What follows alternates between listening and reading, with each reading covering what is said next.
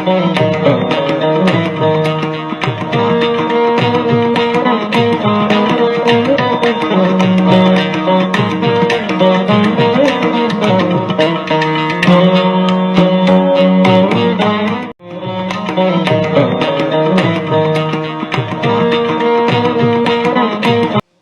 morning to all my viewers, especially good morning to all my brothers and sister councils and other legal fraternity. This video we are sharing with you to exchange our knowledge with regard to the SARFAESI proceedings and the RDB proceedings, which are amended exclusively to recover the public money. Since my brothers and sister council are practicing far away from Karnataka and other places, wherein they are specialized in the field of civil matters and criminal matters. But since this is a banking matters, at least it requires some knowledge to be shared so that you can assist your clients or direct them to approach the debt recovery tribunal or debt recovery appellate tribunal, which is the alternative forum. Since invoking the writ jurisdiction under Article 226, 227, though the high courts or the constitutional authorities can pass orders on the basis of question of law and any gross violation or on principle of natural justice, but being an alternative forum, remedies available. Nowadays, both Honorable High Court of Karnataka and Honorable Supreme Court of India, they are not entertaining, but they are advising to approach the alternative forum.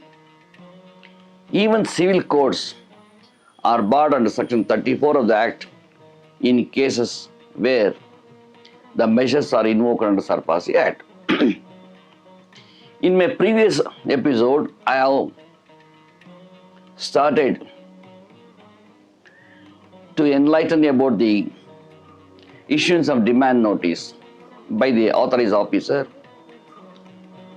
who is designated as chief manager and above, and the security creditors authorize him delegate some certain powers to invoke the SARFAESI provisions in order to recover the outstanding amount payable by the defaulters, that's called borrowers.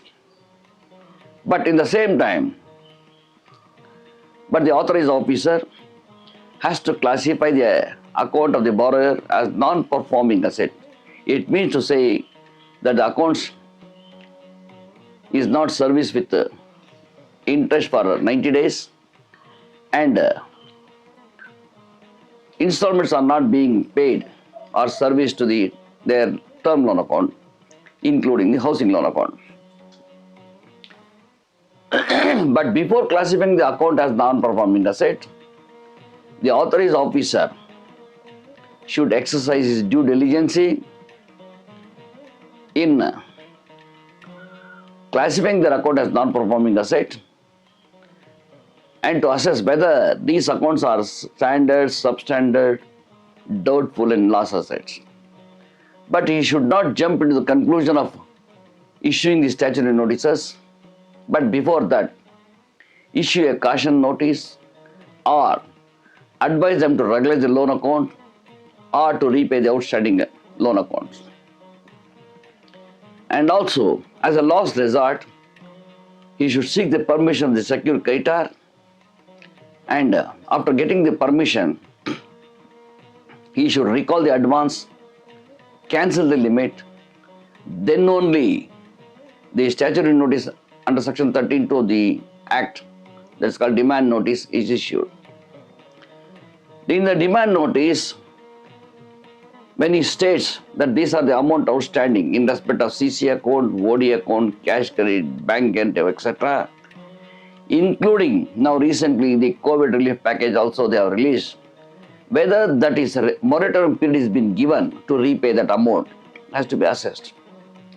The moratorium period is given under for CGTMC scheme loan, MSME loan, COVID sanction loan, and to start up the industries, some moratorium period is given. It does not mean moratorium period means that they should not charge the interest, but interest will be charged and separate interest receivable accounts will be opened, wherein they keep on debiting the interest. But further, after receiving the demand notice, don't get panic. It is a statutory notice that can be rebutted by way of your submitting your objection under 13(3) of the Act, wherein you have to say the interest, penal interest component cannot be merged. In view of the Ravindra Central Bank of India, which is a constitutional bench consisting of more than 7 judges of the Honorable Supreme Court of India, where it says the principal should not be added with compound interest, penal interest, and other charges. That has to be segregated. Otherwise, even if you pay towards installments or to the arrears of outstanding amount, the bank will appropriate that amount towards other charges, their recovery charges, etc. Nowadays, the banks are appointing the recovery agents, which is though permissible, but they are claiming more than 5%, 6%, 7% on the recovery amount. This is also one of the burden to the borrowers. Not only that, the other debits can be treated as unauthorized debits unless you rebut that. For example, for recovery, for issuance of the demand notice, they will issue to the borrower, guarantor, mortgager, to his residential address, to the factory, or to the registered company. Apart from that, now a latest concept has developed. Even for demand notice also, at the time of issuing demand notice, the bank through their counsels are issuing the caveat petitions. That caveat petition also not in DRT, they'll see that the borrower should not approach the civil court, high court, DRT, etc. By issuing this caveat petition itself, they are making money. They are debiting. So, the borrowers, the genuine borrowers, who are servicing the account for the banks for more than 8 to 10 years, he has to suffer all these things. These aspects, I am lost to understand why Ministry of Finance is not looking into this. First of all, appointing the recovery agents. Do you think that the banks are so powerless in recovering the amount? Why we have to pay 5%, 7% on the recovery amount? First, that has to be curtailed. A public litigation case has to be filed against the Reserve Bank of India or make the Ministry of Finance also responsible, accountable for this.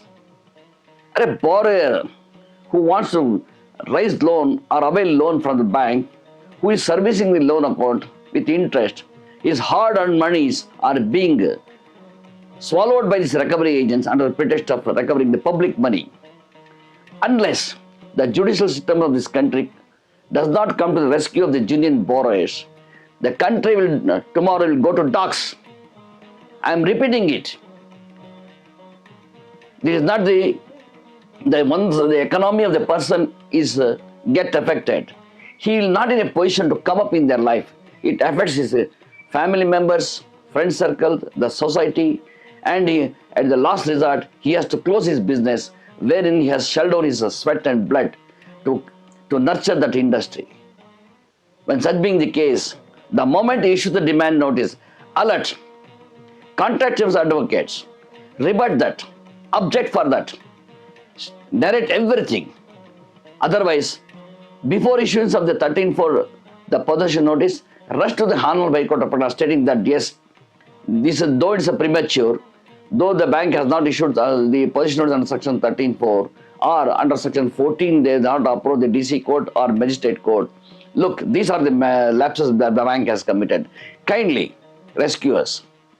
In case of civil courts, If the dispute is with regard to titles, those the question of law is not dealt by the DRT or DRT beyond the scope, beyond the jurisdiction of the DRT, then the titles can be decided by the civil court, which is the mother of all law, umbrella of law.